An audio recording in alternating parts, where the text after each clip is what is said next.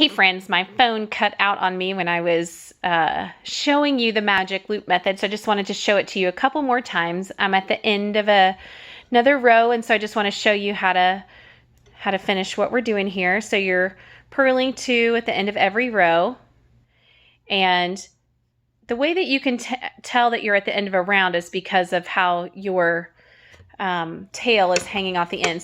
So when you're knitting in the round on circular needles, you always put a stitch marker in place, and that way you can tell where the beginning of your round is. But we don't need to know that when we're doing magic loop method, because we already know it, because the beginning of our round starts where our tail is hanging down from. So again, to set up your round, so I've knit 3 rows, and remember our pattern right now is knit 2 purl 2 to create the ribbing.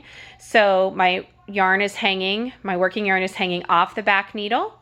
I'm pulling that over the back needle so that I don't accidentally create a yarn over. And when I do that, I just go ahead and wrap my pinky for my tension.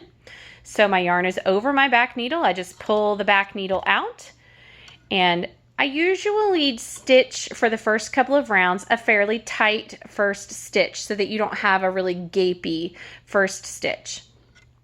And then you are going to do the pattern that you knit across. I want to show you that one more time, and then I won't keep you any longer except for to tell you a couple more things about the magic loop method that are super cool. When you are knitting stockinette, remember, stockinette is where your knitting looks flat, it does not look ribbed. So this is stockinette. When you are knitting stockinette in the round, you only have to knit. And that's the super cool thing about knitting in the round and why people like to do it. Because if you'll remember, when you're knitting stockinette flat, you have to knit every right side row and purl every wrong side row. And almost every knitter is faster at knitting than at purling. So a lot of people like doing projects in the round because it's just quicker. So here we are coming to the end of another row, and I'm ending with 2 purls again, just like always.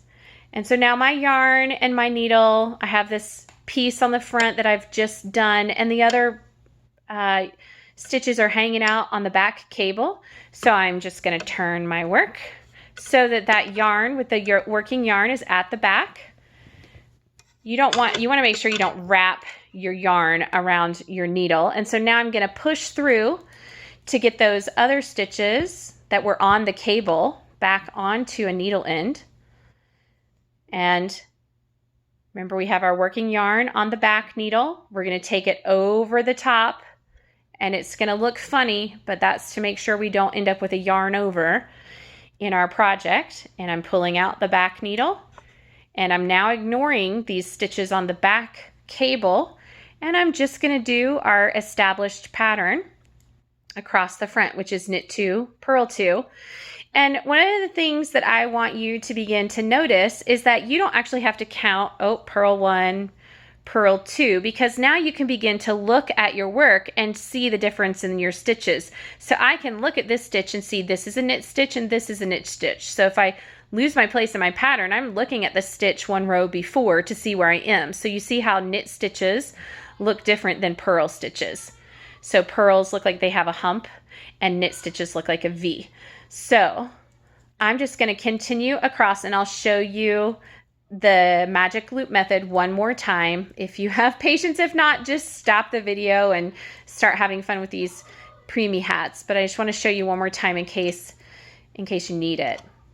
So again, established pattern, and our pattern calls for 6 rounds of knit 2 purl 2 to create the ribbing.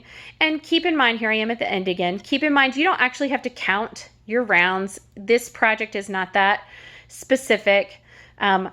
You can count by what you have on what you can see already. So 1, 2, 3, and the 4th row is on my needle.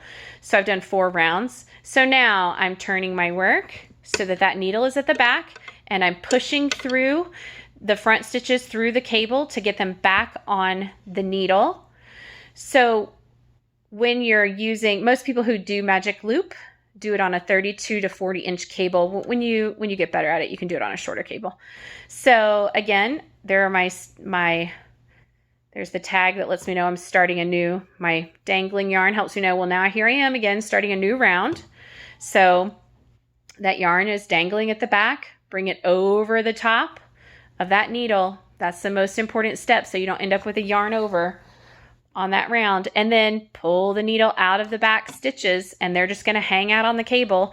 And here again, I'm letting all my stitches dangle below, and that just makes it easier when you're doing this method. So over the back, and I cinch up my tension, and here we go again. If you all have any questions, just let me know, and hopefully I can help you from afar as we all brave this virus, and we'll see how many cute little preemie hats we all can make. Thanks, you guys. Bye-bye.